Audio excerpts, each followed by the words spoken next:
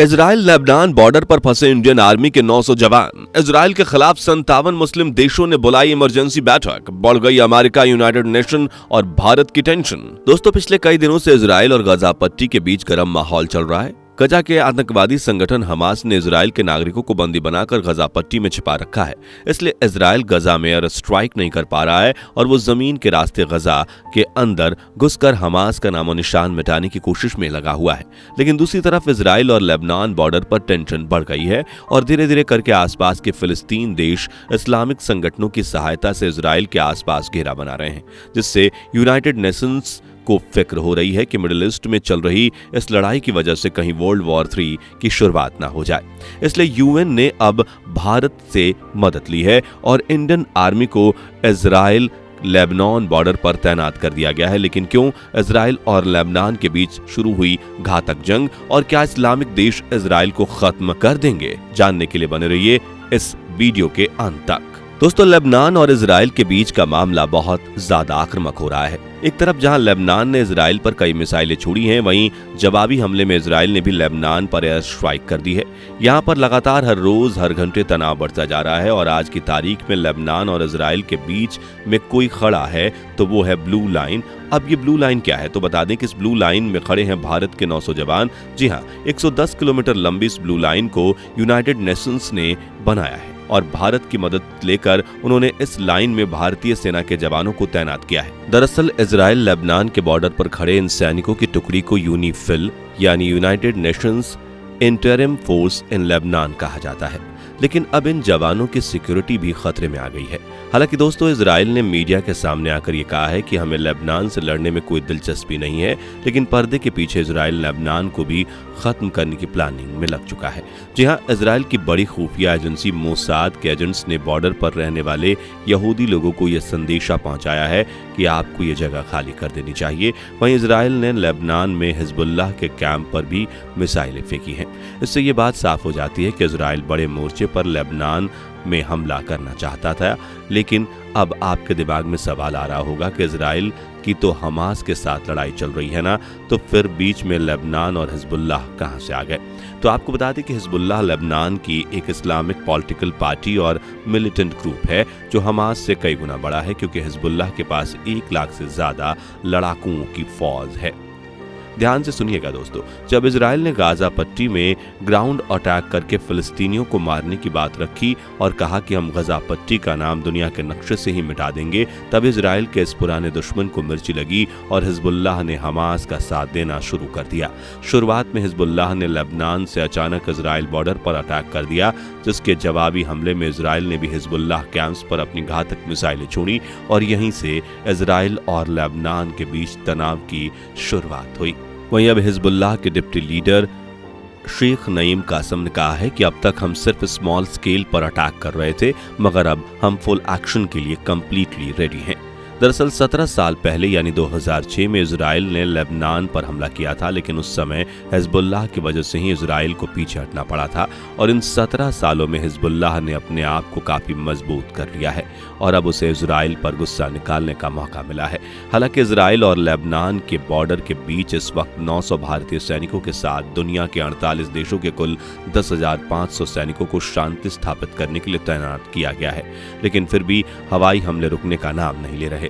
अब जहां इजराइल ने अपनी आर्मी का बड़ा हिस्सा गजा पट्टी की तरफ रवाना कर दिया है, वहीं हिजबुल्लाह के पास सिर्फ एक टारगेट है और वो है लेबनान बॉर्डर, जिस वजह से उसने अपने मिलिटेंट्स की फौज को लेबनान बॉर्डर की तरफ रवाना कर दिया है। आपको बता दें कि हिजबुल्लाह के पास इस वक्त काफी फंड्स हैं। उसने लेबनान सरकार में भी कई सीट्स अपने नाम रखी हैं और उनके पास anti tank, anti ship missiles के साथ मशीन गन्स और स्नाइपर्स भी हैं। इसके अलावा हिजबुल्लाह के पास ड्रोन सिस्टम भी मौजूद है। उनके पास रदवान ब्रिगेड नाम के खूंखार सैनिक की टोली है, जिसमें 2500 से ज्यादा ऐसे सैनिक हैं जो मौत से भी नहीं डरते और हिजबुल्लाह ने 2006 में हुए इजरायली हमले का बदला लेने की कसम खाई है। यानी इस वक्त इजराइल को मिलिटेंट ग्रुप्स ने 2 तरफ से घेर लिया है और अब वो किसी भी पल तीसरी तरफ से भी फंस सकता है। जी हाँ दोस्तों, इजराइल का पड़ोसी देश सीरिया भी इजराइल के सबसे बड़े दुश्मनों में से एक है, क्योंकि इजराइल खुफिया एजेंसी मोसाद ने सीरिया में घुसकर सरकार की नाक के नीचे से कई ऑपरेशंस किए हैं और हमेशा सीरिया को मात दी है। इसी वजह से इजराइल और सीरिया के रिश्ते अच्छे नहीं हैं। हालांकि इस वक्त यूनाइटेड नेशंस ने किसी तरह से सीरिया को इस मामले में दखल देने से रोक रखा है। वहीं इजराइल और सीरिया के बीच गोलम हाइट्स में अपनी यूनाइटेड नेशंस डिसएंगेजमेंट फोर्स को भी तैनात कर दिया है, जिसमें 200 इंडियन सोल्जर्स शामिल हैं। लेकिन अगर इजराइल गजा पट्टी में घुसकर हमास के आतंकवादियों को मारने के चक्कर में बेगुनाह फिलिस्तीनी नागरिकों पर हमला करता है तो फिर सीरिया चुप नहीं बैठेगा, क्योंकि सीरिया की ज्यादातर जनता फिलिस्तीनी है और वो सरकार से अपने धर्म के लोगों को बचाने की गुहार लगाएगी। वहीं गौर करने वाली बात यह है कि हमास और हिजबुल्लाह के कुछ लड़ाकू स्लीपर सेल सीरिया में भी मौजूद हैं, जो अपने हाई कमांड की तरफ से आदेश मिलते ही इजराइल सीरिया बॉर्डर पर धावा बोल देंगे। आपको बता दें कि स्लीपर सेल्स वो लड़ाकू मिलिटेंट होते हैं जो अपनी पहचान छिपाकर दूसरे देशों में रहते हैं और फिर जब आतंकवादी हमला करना होता है तो वो अपने गुट के लिए ये ह्यूमन बॉम्ब बनने से भी नहीं कतराते, क्योंकि उन्हें इन्हीं कामों के लिए ट्रेन किया जाता है।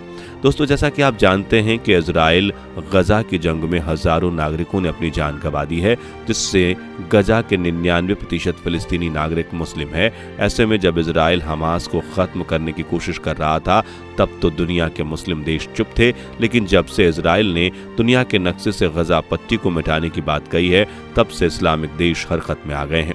और खबर आ रही है कि organisation of Islamic corporation OIEC के द्वारा भी इसके खिलाफ किया जा रहा है और इजराइल के खिलाफ एक्शन लेने के लिए एक आपातकालीन मीटिंग भी बुलाई है। ये मीटिंग इजराइल के लिए काफी खतरनाक साबित हो सकती है, क्योंकि सिर्फ गजा पट्टी में ही 20 लाख लोग रहते हैं और जब इजराइल गजा पर अंधाधुंध हमला कर रहा था तब इनमें से कई हजार नागरिक मारे गए हैं, जिस वजह से OIC में तनाव काफी बढ़ गया है, क्योंकि इस ऑर्गेनाइजेशन का काम दुनिया भर में फैसले इस्लामिक लोगों की रक्षा करना है। ऐसे में इस आपातकालीन मीटिंग में 57 इस्लामिक देशों के लीडर्स शामिल होने वाले हैं, जो टेबल पर बैठकर सिर्फ इजराइल की निंदा ही नहीं करेंगे बल्कि ये तय करेंगे कि क्या इजराइल पर हमला करना है या नहीं। तो इसके बाद पहले तो OIC इजराइल से बात करेगा और सीज फायर यानी जंग रोकने की सलाह देगा, लेकिन अगर इजराइल ने ऐसा नहीं किया तो फिर इस्लामिक देश इजराइल पर हमला भी कर सकते हैं। वहीं इस मीटिंग में फिलिस्तीन को मदद देने को लेकर भी चर्चा हो सकती है। दोस्तों, भले ही हमास ने इजराइल पर हमला करके गलत किया है और शुरुआत में सभी देश इजराइल के समर्थन में थे, लेकिन जब से जवाबी हमले में इजराइल भी आक्रामक हो गया है और वो भी फिलिस्तीनी नागरिकों को मारने से पीछे नहीं हट रहा है, तब से इस्लामिक देश इजराइल के खिलाफ होना शुरू हो चुके हैं। क्योंकि इजराइल ने पहले तो गजा पट्टी की तरफ जाने वाले ग्राउंड सप्लाईज को रोक दिया, जिससे वहां खाने की भयंकर तंगी चल रही है। वहीं इजराइल ने पानी के सप्लाई वाली पाइपलाइन और बिजली की तारें भी काट दी हैं, जिससे गजा पट्टी के नागरिक भूखे प्यास से तड़प रहे हैं। खैर, अब देखना यह है कि इस इमरजेंसी मीटिंग में ऑर्गेनाइजेशन ऑफ इस्लामिक कॉरपोरेशन क्या फैसला लेता है। फिलहाल आज के लिए बस इतना ही। क्या गजा पट्टी पर हमला करके इजराइल खुद बड़ी मुसीबत में फंस सकता है? इस बारे में अपनी राय कमेंट्स में जरूर बताएं और जानकारी सटीक लगी हो तो इस वीडियो को लाइक और शेयर कर दीजिए। साथ ही इजराइल फिलिस्तीन के बीच चल रही इस जंग के सभी अपडेट्स जानते रहने के लिए हमारे फेसबुक पेज को लाइक करने के साथ साथ यूट्यूब चैनल को सब्सक्राइब करके पास वाली घंटी जरूर बजा दीजिए। धन्यवाद।